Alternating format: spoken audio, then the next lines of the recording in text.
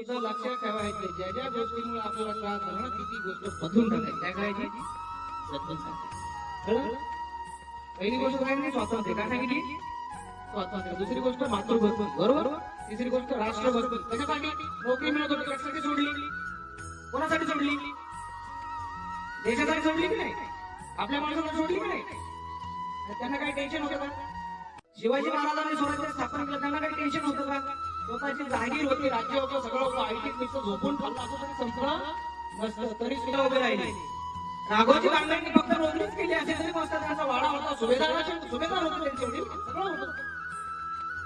काही टेन्शन घ्यायचं काम नव्हतं. पण कोणासाठी लढले? राष्ट्रासाठी लढले, राष्ट्रातल्या माणसासाठी लढले. हे लक्षात ठेवायचं. गुलामी सोडली, आईची भक्ती आहे, राष्ट्रभक्ती आहे. 3 गोष्टी झाल्या. किती झाल्या? 3. पुढची गोष्ट आहे धैर्य. काय? कोणाचा बाप आला तरी त्याला घाबरायचं नाही. आपण ओके आहे ना, समोर कोणी असो, आपलं खरं असेल तर अजिबात घाबरायचं